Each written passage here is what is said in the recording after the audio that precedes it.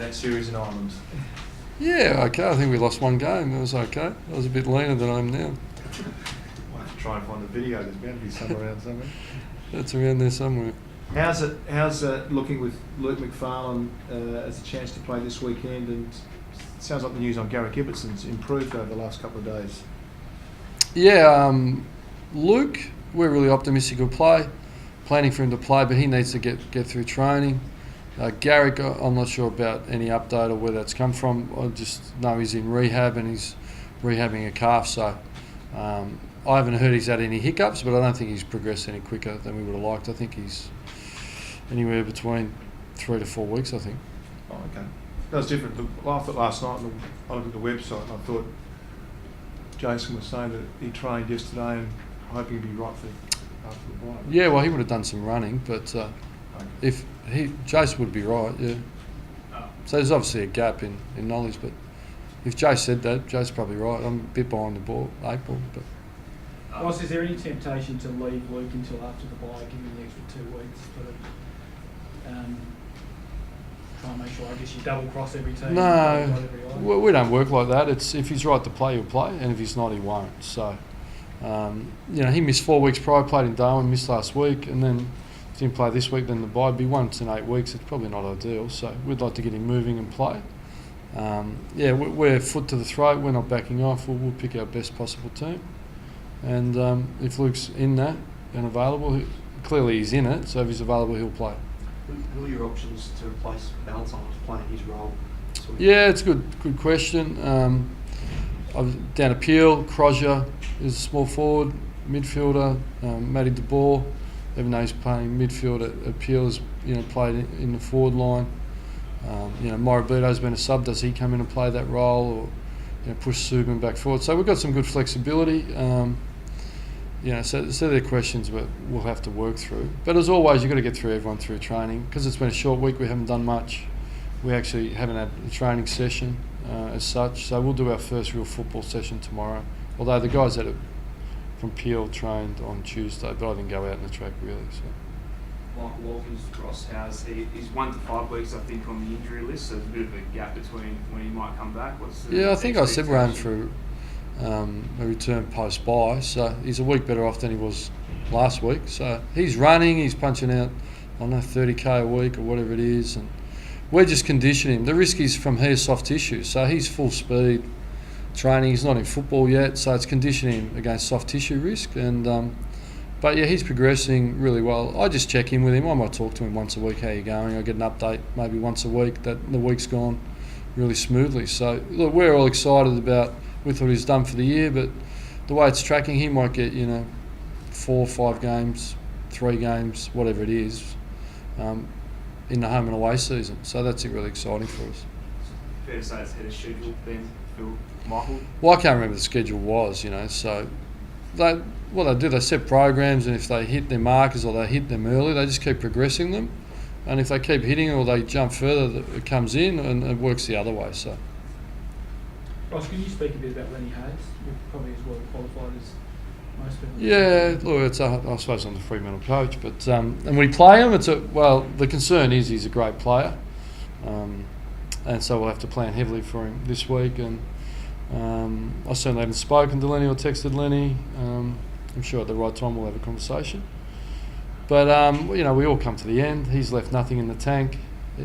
My memories of Lenny is he was a great leader, incredibly hard trainer, and I always talk about he played without restraint, and he played without limitations. So regardless of the scoreboard, up or down, he played the same, and he always found more to give. So when things were desperate, you could rely on Lenny. When everyone was fatigued and exhausted, Lenny could dig deep and find a bit more, and that's really what separates the great players, that leave no alibi, leave no excuse, lay it all out in the line, and if we lose, well, so be it, but he has no regrets, So, yeah, he was a pretty special player. Do you, he's beyond admired, you have to say he's universally admired in footy, almost be probably revered at St Kilda, given that something significant's happened in terms of him announcing his impending retirement. Do you have to guard against a reaction this weekend? Yeah, I think there'll be some emotion flowing down there. That can work to a negative. You can be overly emotional, it can flatten you out. So, Look, I think, it's something to be aware of. But look, we'll just control what we do. We're going over the hard-nosed approach. We're not breathing out. We can't stop.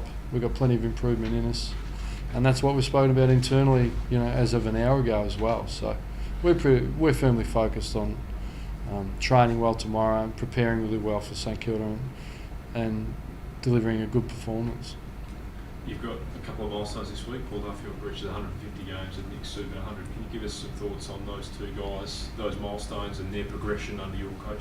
Yeah, look, obviously, for Nick, I've only been here, 2.5, 3 years now. So, but in that time, you form relationships quite quickly, and they're two guys that have been significant contributors in the teams we've picked. So, one's a 29-year-old sort of veteran now, 150 games, and I've seen real growth in Paul.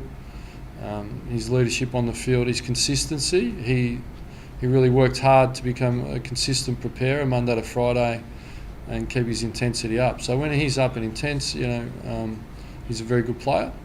And previously, I think his challenge was his consistency. I think he'd seen himself dropped and in and out of teams. But he's a consistent performer.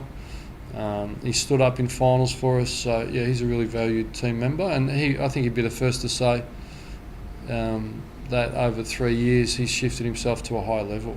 I think we'd all say that. Nick Subin, was one of those kids. He had some injury, interrupted, broken legs or fractured legs, but again, he wasn't a great preparer. So, and Nick got that feedback, and now he's one of our elite trainers, elite runners.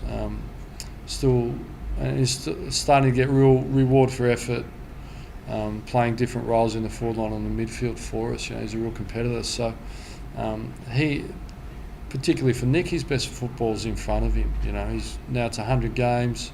He now understands the requirements to deliver at a high level, and we're really excited that he's going to be around for a while, contributing for us. So it's a milestone for them, but no room for sentiment. When the ball's bounced, it won't be something we're talking about.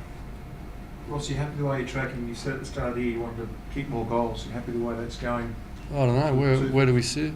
I think it's second now. You're certainly in the top four. We're second attack. Goals 4, I think. Are we? No, I think that's a bit high. We were 7th before last week, I think. Yeah. A bit of a jump. Yeah, we're 5th. You happy with the way that's tracking? Yeah, well, there's 4 spots we can improve to. Yeah, so it's an aim. I think we're 1 defence, 5 attack. The aim is to be top 4 in both. We're number 1 contested ball in the competition where we rank. So we've got some healthy figures, but they're just numbers. When the ball's bounced, they're not going to kick us any goals or defend anything on the weekend. We need to bring our game plan to life again against St Kilda. But the trend's your friend, and we're trending the right way. Would you reposition Colin Sylvia a little bit, given Hayden's out this week? Pardon? Would you reposition Colin Sylvia a little bit this weekend, given Hayden's out? Maybe. Yeah, it might give him a bit more flexibility. Yeah, he could play a bit lower than he has been. He's been playing a little bit higher. Yeah, and he's coming to hand. I've seen about players from other clubs. I remember Darren Jolly to Sydney to Collingwood. It takes time to sort of adapt. And now he's played 5 games, but he's really delivering on some pretty good effort for us. And but he needs to continue to do that. And we threw him in the midfield late last week. He had a couple of really good centre clears. So look, he needs to continue to perform. No one's safe really. We've got Stephen Hill to come back in post the bye. Michael Wilder's on his way back, Matty DeBoer, Tommy Sheridan. Garrick Ibbotson, as you said, coming back. So there's pressure on for spots and performance. So Colin sits in that basket.